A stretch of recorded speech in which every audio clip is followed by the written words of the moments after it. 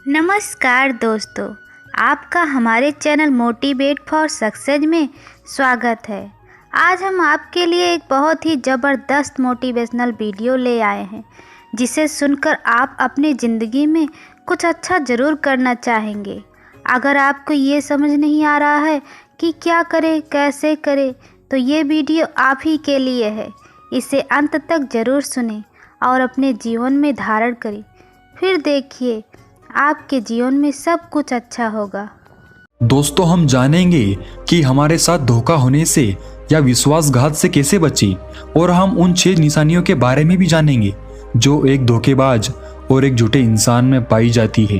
तो दोस्तों, कहानी बहुत ही मजेदार है, ध्यान से सुनिएगा। एक कहानी है, एक युवा व्यक्ति बड़े ही क्रोध में एक पहाड़ की चोटी पर आत्महत्या करने जा रहा था। जब वह पहाड़ की चोटी पर पहुंचा तब वह जोर से चिल्लाया कि यह दुनिया इतनी बुरी क्यों है, यहाँ जीने का कोई लाभ नहीं है। उस पहाड़ की चोटी पर एक गुरु ध्यान साधना में बैठे हुए थे। उस युवा की आवाज सुनकर वह ध्यान से जागे और युवा पहाड़ से कूदने ही वाला था कि गुरु ने उस युवा का हाथ पकड़कर पीछे खींच लिया और उससे पूछा, आगे कहाँ जा रहे हो? रास्ता खत्म हो गया है क्या? युवा ने कहा, कौन सा रास्ता? आगे तो रास्ता ही कहाँ है, मैं तो मरने जा रहा हूँ। गुरु ने कहा, मरना तो सभी को है एक दिन, लेकिन तुम्हें इतनी जल्दी क्यों है? युवा ने कहा, यह दुनिया अब रहने लायक नहीं है। यहाँ सभी लोग स्वार्थी हैं, केवल अपना ही स्वार्थ साधते रहते हैं। मैंने जिस पर भी विश्वास किया उसी ने मुझे धोखा दिया। कोई भी भरोसे के लायक नहीं है। ऐसी स्वार्थी दुनिया में जीकर भी क्या फायदा? इसलिए मैं आत्महत्या करने जा रहा हूँ। गुरु ने कहा, क्या तुम स्वार्थी नहीं हो? क्या तुम पर भरोसा किया जा सकता है? युवा ने कहा, मैंने अभी तक किसी को भी धोखा नहीं दिया। आप चाहे तो मेरे गांव में जाकर पूछ सकते हैं, लोग मुझे ही लूटते रहते हैं, लेकिन अभी तक मैंने किसी को नहीं करने जा रहा हूँ। मैं किसी के साथ विश्वासघात नहीं करता रहा। कहा, मैं तुम पर भरोसा नहीं कर सकता। तुम्हें ही मुझे विश्वास दिलाना होगा कि तुम एकदम सच्चे व्यक्ति हो। युवा ने कहा, और यह मैं कैसे करूं? गुरु ने कहा, तुम्हें मेरे साथ मेरे आश्रम में 1 वर्ष तक रहना होगा, तभी मैं जान पाऊंगा कि तुम वाकई में सच्चे व्यक्ति हो या तुम भी औरों की तरह झूठे और धोखेबाज तो नहीं। युवा ने कहा, ठीक है, जैसा आप कहते हैं।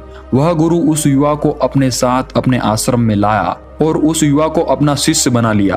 पहले ही दिन सुबह सुबह गुरु ने उस युवा से कहा, मुझे तुम पर भरोसा नहीं है, फिर भी जाओ और भिक्षा मांग कर लाओ, तब तक मैं तुम्हारे गुरु भाइयों को शिक्षा प्रदान करता हूँ। युवा ने गुरु को प्रणाम किया और वह भिक्षा के लिए चला गया। पहले दिन भिक्षा मांगने में उसे बड़ी तकलीफ हुई। उसके मुख से शब्द नहीं निकल रहे थे।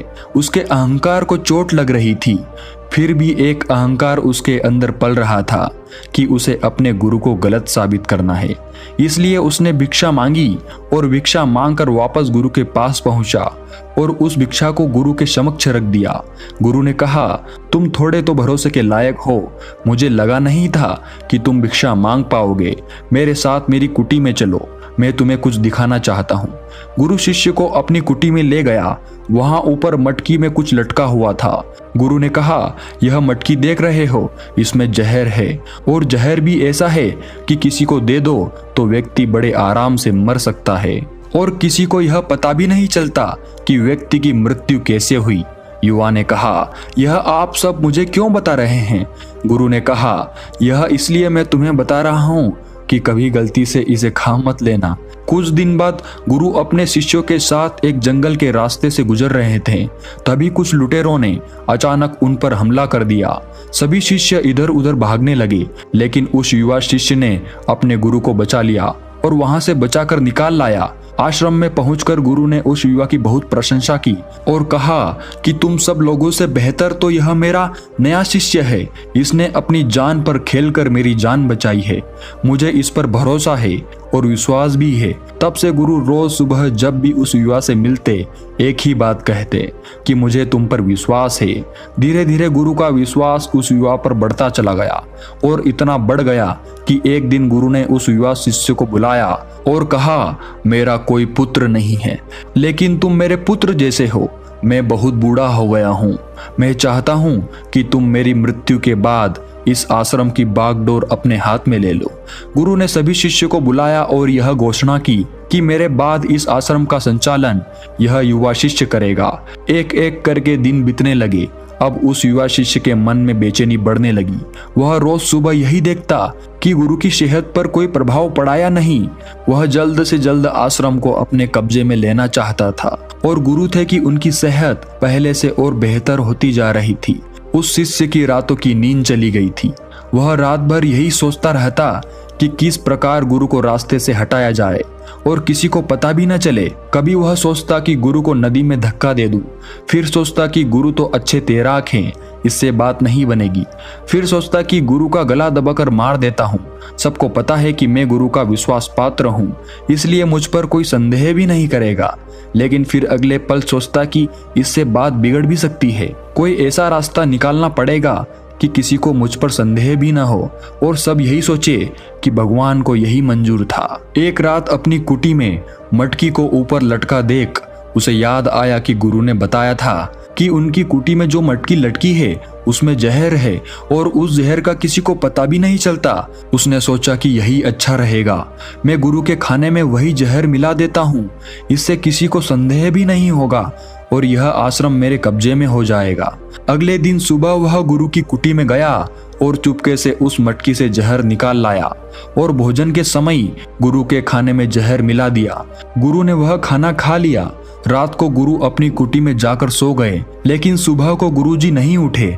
शिष्यों ने जब गुरु को जाकर देखा तब उन्हें पता चला कि गुरुदेव की तो मृत्यु हो गई है।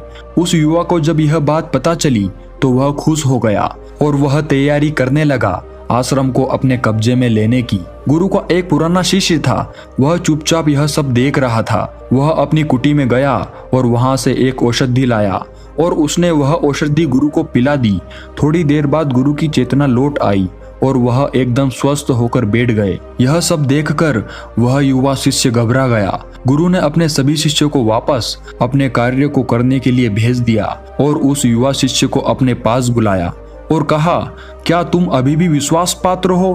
क्या तुमने मुझे धोखा नहीं दिया? वह युवा गुरु के चरणों में गिर गया और उसने कहा, मैं नहीं जानता कैसे मुझसे यह हो गया है। मैंने आज तक किसी को धोखा नहीं दिया था। लोग मुझे ही धोखा दिया करते थे, पर पता नहीं क्यों और कैसे मैंने आपके साथ धोखा किया।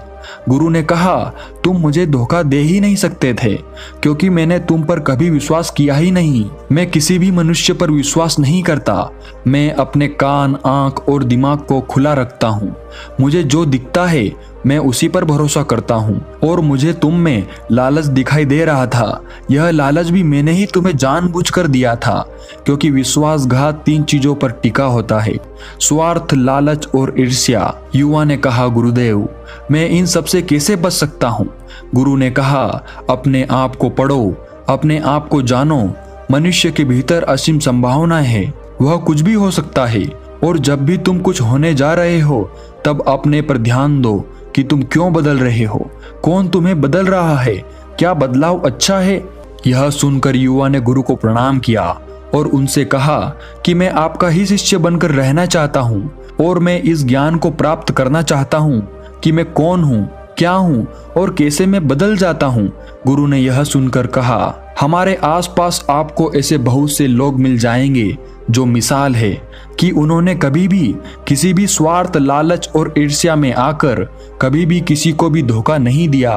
धोखा आदमी तभी दे पाता है जब वह यह समझने लगता है कि वह जो कर रहा है उसे कोई देख नहीं रहा और किसी को इसका पता भी नहीं चलेगा और जो वह कर रहा है वही सही है। फिर अपने आप को बचाने के लिए वह तर्क और दे देता है, वो तर्क और दे देता है कि मैं तो कुछ कर ही नहीं सकता था, यह तो मेरी मजबूरी थी।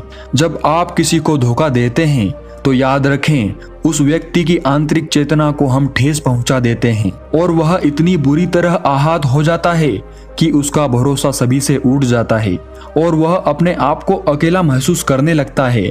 इसलिए अगर आप चाहते हैं कि आप धोखा ना खाएं तो हमेशा अपने आंख, कान और दिमाग को खुला रखें। लोगों पर भरोसा करें लेकिन जरूरत से ज्यादा नहीं। हमेशा अपने जीवन से जुड़ी हर चीज को अपने हाथ में रखें। अपने जीवन की बागडोर किसी दूसरे के हाथ में ना दें और बीच बीच में अपने आप की भी जांच पड़ताल करते रहें कि जिस चीज से आप बचना चाह रहे हैं कहीं वही काम तो आप दूसरों के साथ नहीं कर रहे हैं। आशा करती हूँ कि आपको ये वीडियो पसंद आया होगा। आपने इस वीडियो से कुछ न कुछ ज़रूर सीखा होगा। अगर आपको ये वीडियो पसंद आया हो तो प्लीज़ चैनल को सब्सक्राइब करें, लाइक करें, शेयर करें अपने दोस्तों के साथ। तो मिलते हैं किसी अन्य वीडियो में, तब तक के लिए नमस्कार। Thanks for watching.